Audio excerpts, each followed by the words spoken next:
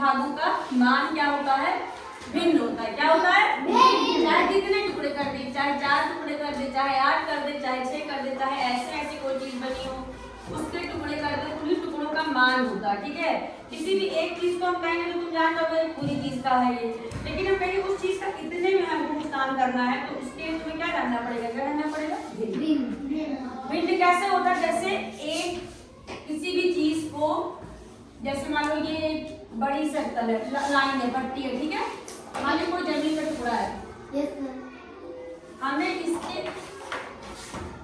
इसमें भाग कर देंगे, समझ लो बराबर बराबर, सारे भिन्नों का मान किसी भी चीज की बराबर होता है। ठीक है ना,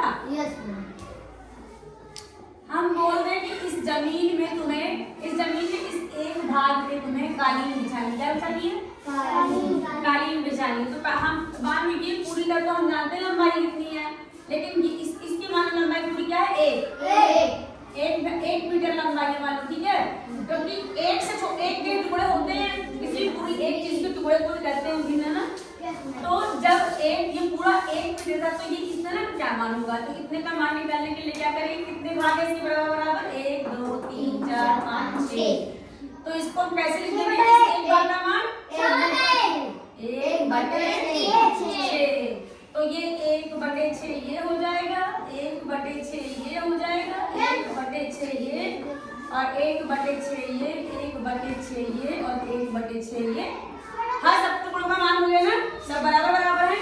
अब अगर ये सबका मान 1/6 है तो ये सही तभी होगा जब ये सबको जोड़ दे तो क्या आ जाए, 1 है ना। तो चलो जोड़ के देखिए कितने मान आए हैं, प्लस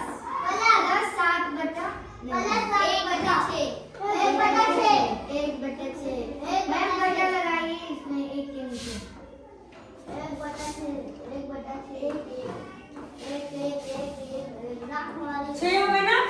तो सब नीचे वाला सब कॉमन है ना, तो क्या करेंगे 6 और ऊपर वाले क्या है 1 2 3 4 5 6, सबको जोड़ देंगे क्या आ जाएगा 6 कन्नम 6 2 से भी काटो तो 2 लाइन से 2 लाइन से 3 कन्नम 3 होता ना। तो क्या आ गया, एक पूरा आ गया, तो मतलब ये सही है ना।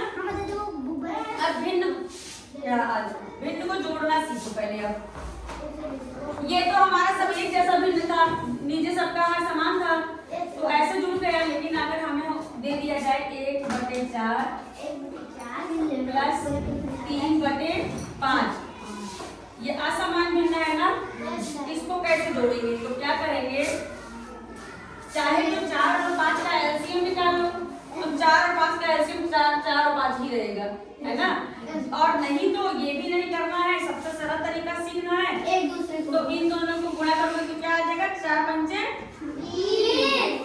तो हर नीचे वाला हर होता है ना, ऊपर वाला है, तो दोनों हर का गुणा कर लेंगे तो क्या आ जाएगा 20। अब इसको भूल जाओ, क्या करो भूल जाओ, केवल इसको देखो, तो इस वाले के हर से इस वाले के हर को भाग दे दो, 4 को 20 में भाग दो तो क्या आएगा 5, और नीचे वाले से ऊपर वाले में क्या कर दो गुणा, तो 5 करना,